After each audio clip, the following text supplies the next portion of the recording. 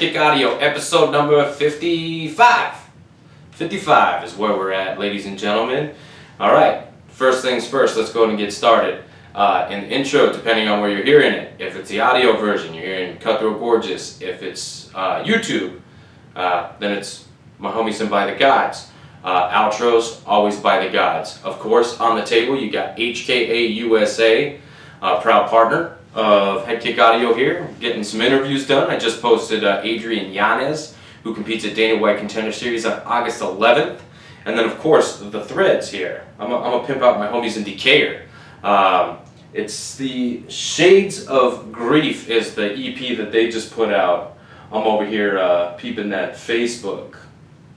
So go check those guys out there on social media. Got some banging tunes right there.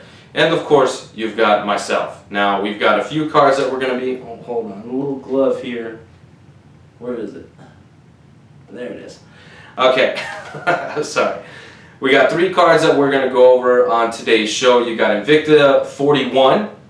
Okay. You got LFA 87. And then, of course, UFC Vegas 5. I believe is the one that they did. It was Brunson versus Shabazian. Originally supposed to be Holly Holm versus Adelene. I hope I'm pronouncing that right. Irene Aldana Adelene. What the fuck? Irene Aldana. Sorry. Anyway, so that fight gets scratched due to some COVID action going on, and then one fight got scratched because the dude fainted when he was supposed to be walking out. That was Trevin Giles versus Holland. That fight didn't happen.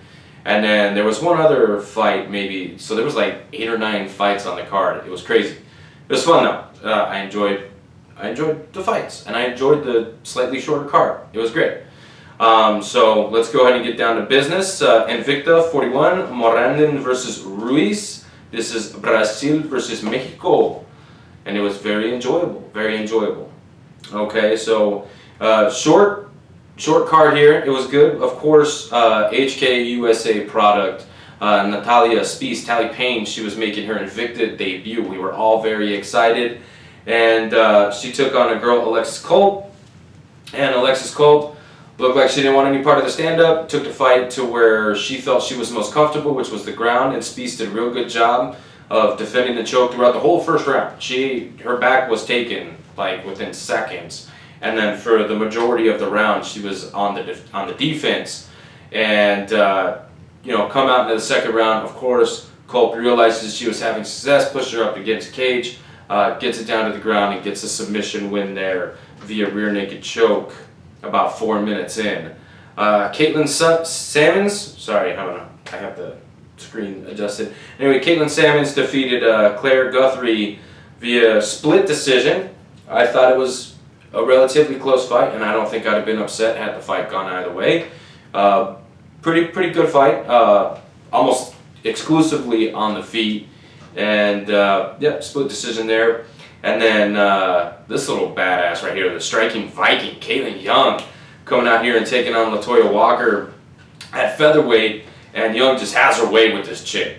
I mean, it seems like she couldn't miss the body kick, okay? It seemed like she couldn't miss the body kick. Her striking was on point. She looked absolutely phenomenal, and she gets the dominant decision win. A couple 30-26s and a 30-27 thrown in there. So just absolute domination from Caitlin Young.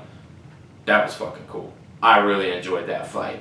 And then Aaron Blanchfield versus Brogan Sanchez. Brogan Sanchez taking the fight on a very short notice, and Blanchfield, god damn, this chick. I tell you what, all the Macy Barbers, all the hype trains. I mean, really, I'm on this one. Okay, I'm on this one. This girl's a fucking problem. She gets a dominant win again via unanimous decision here, but 30-26s across the board. And let me tell you, she looked fucking good. She looked good.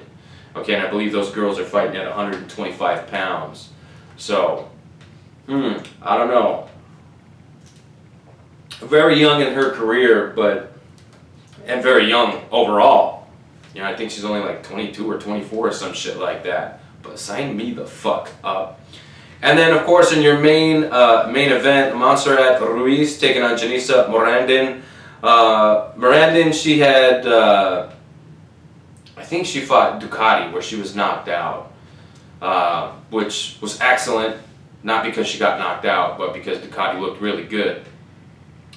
And then, of course, you're expecting fireworks in this one, and trust me, it does not disappoint. But Ruiz gets the submission, the victory via key lock in round number 1.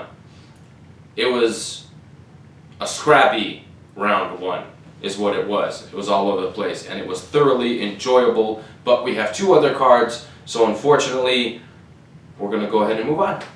But Ruiz headlining Invicta, coming back from, I think, a layoff, looked pretty damn good. So we're going to get the hell out of there. We're going to go to LFA 87. This is Bryce Logan versus Jacob Rosales. Both guys have been on the show. I really like both guys. And I was really excited to see how Rosales would deal with the wrestling of Bryce Logan. Now, Bryce trains with the guys over with Henry Cejudo, so I was expecting a wrestle-heavy game plan because Jacob Rosales' stand-up is pretty crisp and he could take a punch. He's willing to eat like 8 or 9 just to give one. So, and we know that he's got power. But this fight it was exclusively on the feet. It was fucking awesome. Alright, but we'll go ahead and start from the bottom to the top. Zach Pauga defeated Zach Cavender via unanimous decision. This guy's a triple professional athlete. I believe it was football, rugby, and of course now MMA. He made his pro debut. Successful in all 3. Gerald Scott got the win over Keith Fatham. Okay, don't sue me. Via TKO in round 2. Kai Kamaka III, that's a training partner of Ray Cooper III, got the win over Michael Stack via unanimous decision. Beautiful display of his striking. Joaquin Buckley, now check it out, he's already going to be fighting in the UFC. I believe he's going to be fighting Kevin Holland, and we'll get to like how that fight got put together. But Buckley avenging a loss here against Jackie Gosh, I don't know how the fuck that guy made middleweight. Okay, because I believe these guys are middleweights. That dude's fucking huge. He looked like a fucking giant compared to Buckley. But look, I'll tell you what, Buckley threw 2 fucking rounds, okay? Well, maybe like a round and a half, right? Threw 100% power, or what looked like 100% power, with every fucking strike, and did not get tired. This dude's gas tank, incredible, okay? He avenges the loss here, a TKO win in round number 2, and basically telling him, like, come on, dude, let's fucking fight. And Gosh, just, my goodness, he did not want any part of that. Okay, looked like he might have broken his foot there in the first round because that shit was swelling up like a balloon. I'm sure Chaotic, the Crazy J would like that one. But damn, Buckley, A, he's powerful. B, you know the guy's got cardio. C, that was just fucking entertainment. I was thoroughly entertained through his entire fight, and that's why he gets a little bit more on his little, me talking about his fight. Whatever, fuck it. Nick Brown defeated Ben Egley via unanimous decision. That fight was almost, I don't want to say almost exclusively on the ground, but that's where it was the most exciting. Both guys BJJ black belts. Ben Egley taking the fight on short notice, and this was, he's normally a welterweight taking a fight at 155 pounds. This fight was just a blast to watch. Again, 155 pounds on the ground, both guys BJJ black belts, an absolute war, and it was like, this guy had the upper hand, and then this guy had the upper hand. There was a lot of technical stuff going on. I don't really want to get into it because, I mean, to be honest with you, I'm not a Brazilian Jiu-Jitsu black belt, and there was a lot of stuff in there that I was like, holy shit, what the fuck is that? What the fuck is that? Makes a pretzel look elementary, I'll tell you that much. But it was fucking cool, it was fun. Again, I really don't like those guys, just stand them up! No, okay? If it's good on the ground, leave them alone, okay?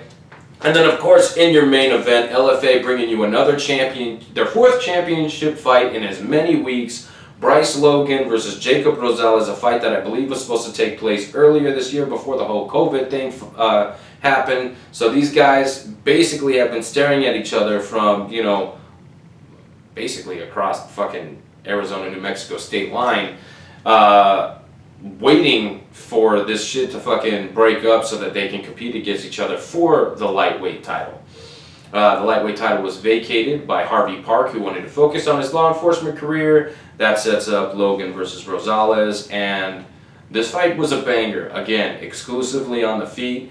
Rounds 1, 2, and 3, definitely Bryce Logan's rounds, and it seemed like he took the 4th round off, maybe giving that one away, and then in the 5th round, it was pretty close, but I still gave the championship rounds to Rosales just slightly. Now, it could have been the forward pressure and the blood that was fucking fueling me up over here, because I was jacked for this fight, man. It was fucking, this shit was dope. But surprising was Logan's fucking stand-up. He looked so fucking good.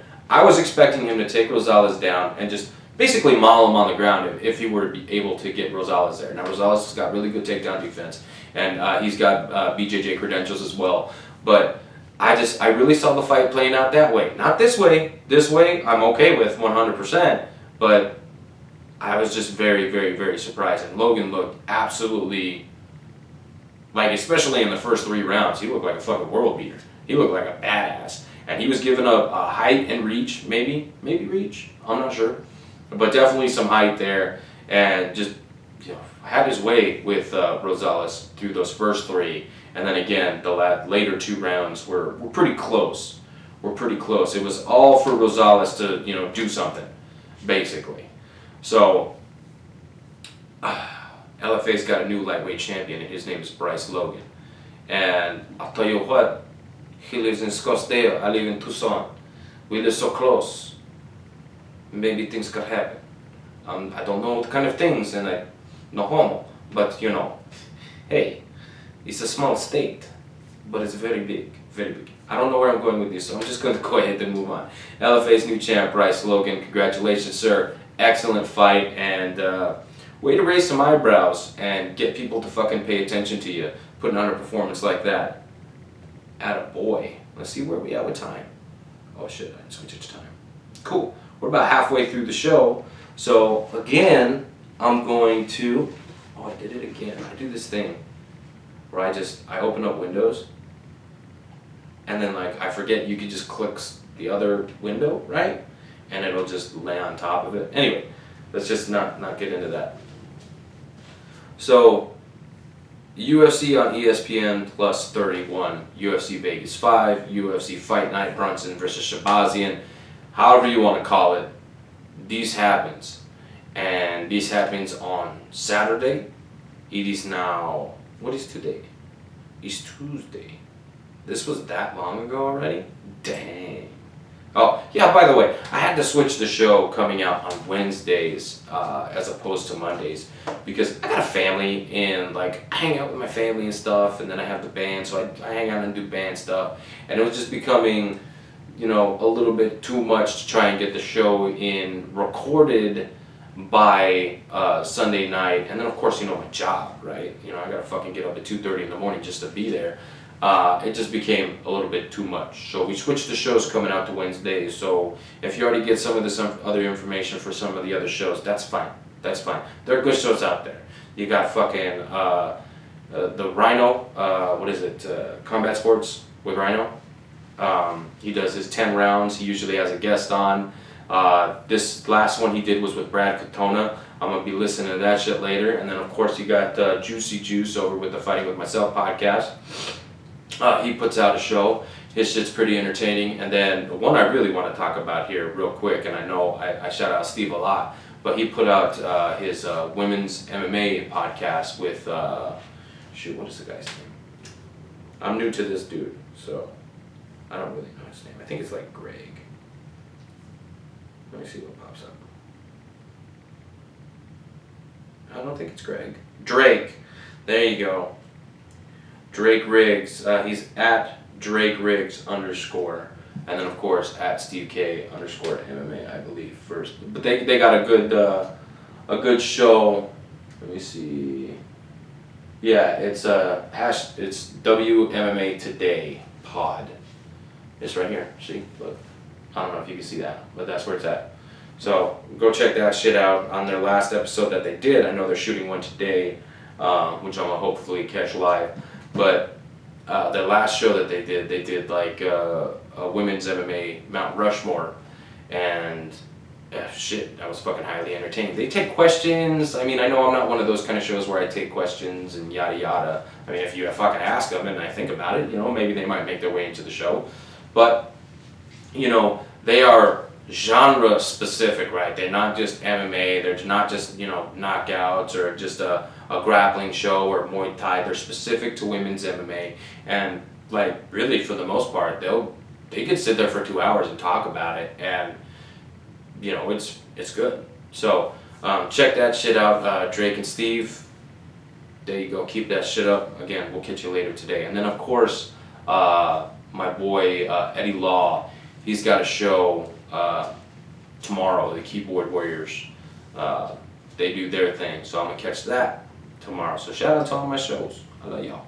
I had time, so because this is a short one. All right, Cody Durden gets not the win. This fight was declared a draw. The first round was a 10-8. Durden had Gutierrez's back for the majority of the round. I mean, old rules, 10-9, new rules. If you want to call that a 10-8, I mean, I guess it's really up to you. I mean, there were a couple times where, Gutierrez was in a little bit of trouble, but he survived, and shit, a 10-8, I mean, I'm not going to argue with you there. And then, of course, Gutierrez comes out the next 2 rounds and pretty much, puts on a clinic with his leg kicks and his, his striking. So this fight is declared a draw. Now, like I said, I mean, I can't argue. If you said, hey, 29-28 for Gutierrez, okay, but the fight was close to being finished a couple times there in the first round. You don't really get points for defense, for submission defense. So, yeah, I mean, fuck. It is what it is. Jamal Emmers, Pretty Boy, taking on Vince the Anomaly Cachero. Cachero taking this fight on 2 days' notice. Up a weight class. This is not new to him. His last fight, it was fucking 2 weight classes above on short notice. Look, Cachero, he likes to fight. Okay? Jamal Emmers, he also likes to fight. But you could definitely tell that these guys were weight classes apart. Okay, Jamal Emmers, a lot bigger than Cachero. He was able to utilize his range, his knees up the middle, and basically, just fucking do the dang thing. Now, look, I like both guys, but this was Jamal Emmers' fight, okay? He showed that there's a reason why there are weight classes. Cachero definitely can make some noise at bantamweight, don't get me wrong. I do believe that, and hey, he's got his foot in the door. But Emmers really looked good, and I think he needed that tough, scrappy opponent to showcase all the skills that he possesses so that he could be a problem at 45. Okay, he's 18 and 5 now, 19 and 5, somewhere in there.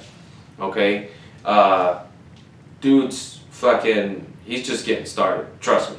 And I spoke to him, yesterday, as a matter of fact. We're actually gonna have him on the show next week. But he's just got a couple stitches, and he says he could get right back in there. So hopefully I'll be able to poke and prod some more answers out of Pretty Boy. And yeah, so I'm super stoked. I try to get these guys, on the lower level, not the lower level, but the smaller leagues before they get to the big show. Because the smaller shows, they don't get as much attention as the UFC. They really don't.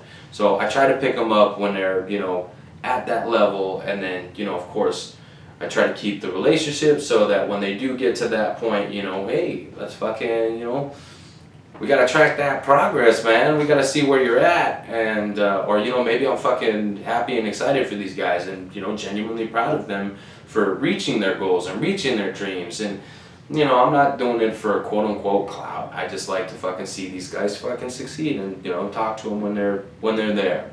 You know what I mean? Come for full circle, because I ain't fucking making money off this shit. Come on.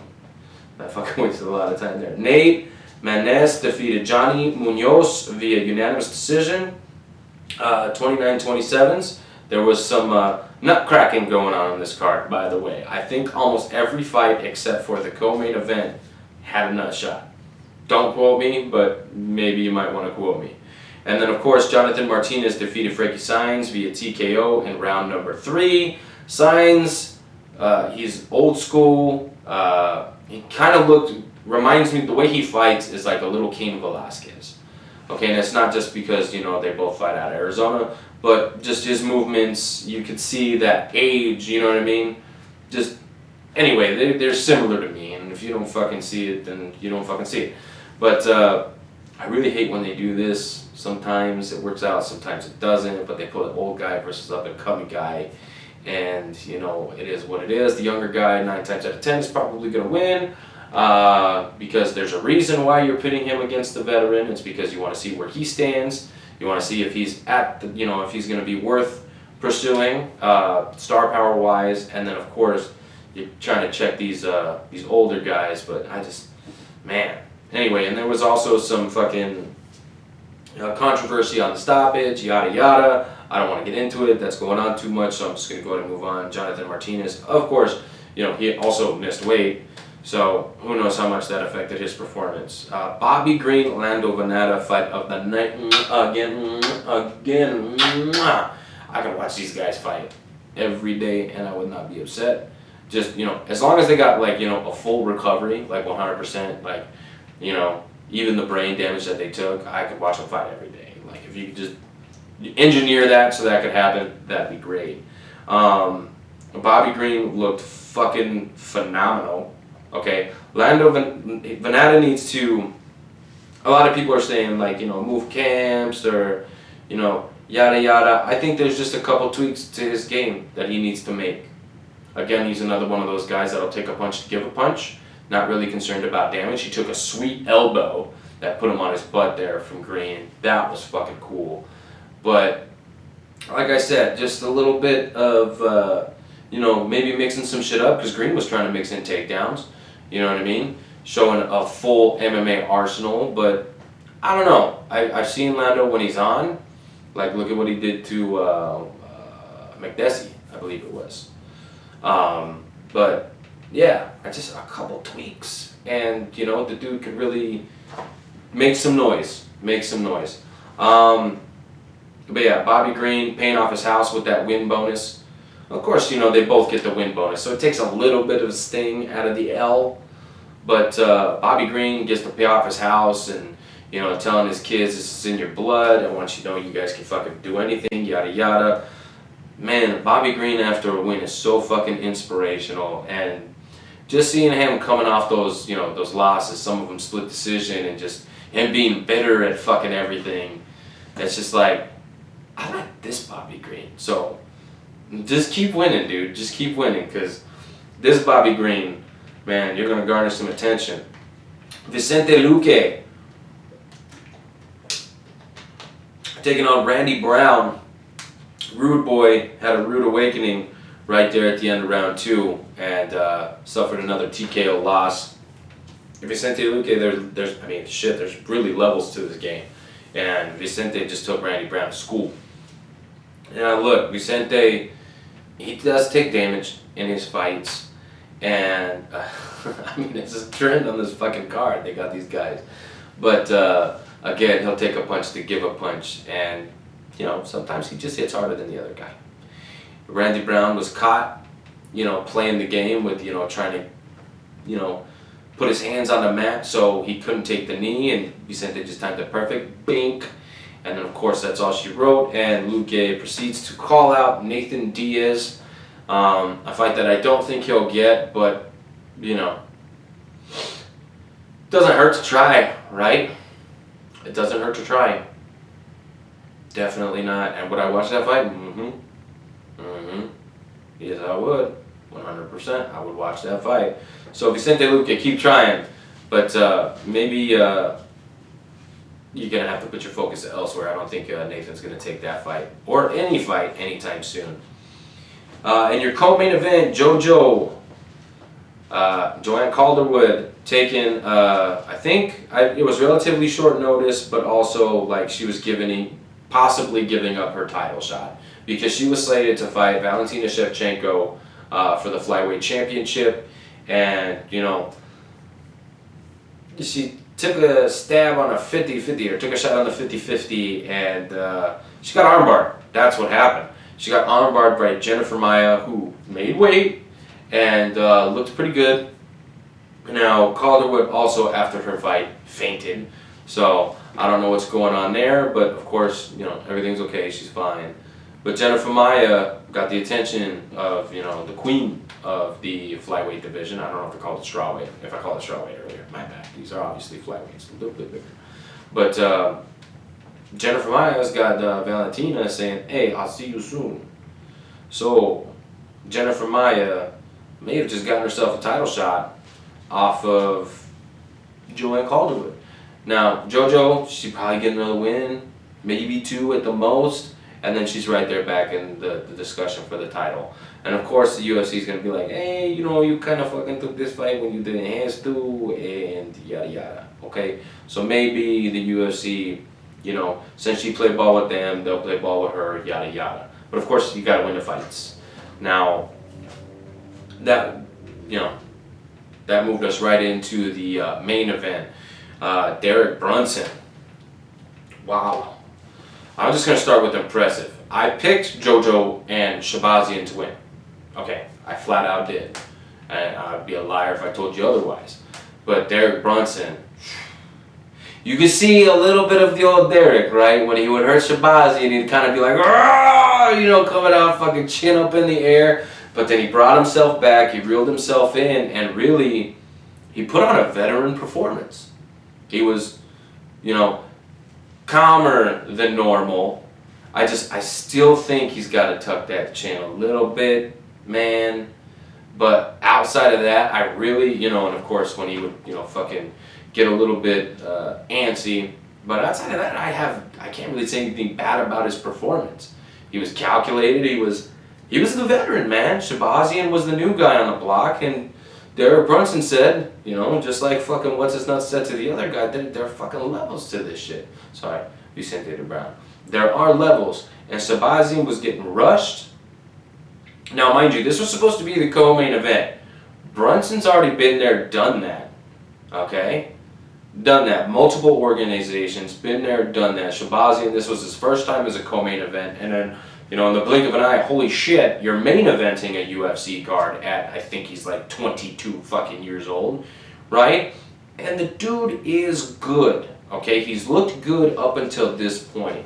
But right about the fucking middle of the second round, Brunson starts to fucking pull away and starts to deal some damage, okay? And it looked like right there at the end of the second round, the fight was gonna be stopped, right? And then it wasn't. And then they go out to the third, and then 26 seconds later, Brunson, you know, puts him away. And then, of course, the stoppage looks a little early. Of course, you know, Herb Dean was monitoring the situation best he could. And I don't know, right there at the end, you know, you see those punches land.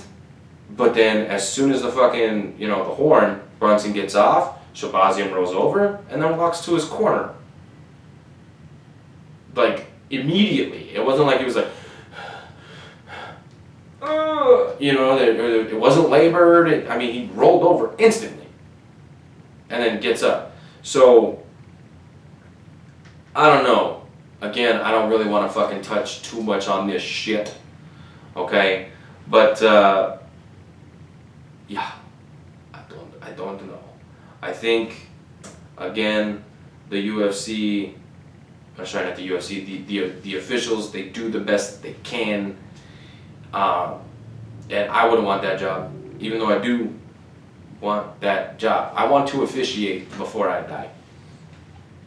Now, Brunson did not get the performance of the night. Performances of the night went to, I believe, Maia,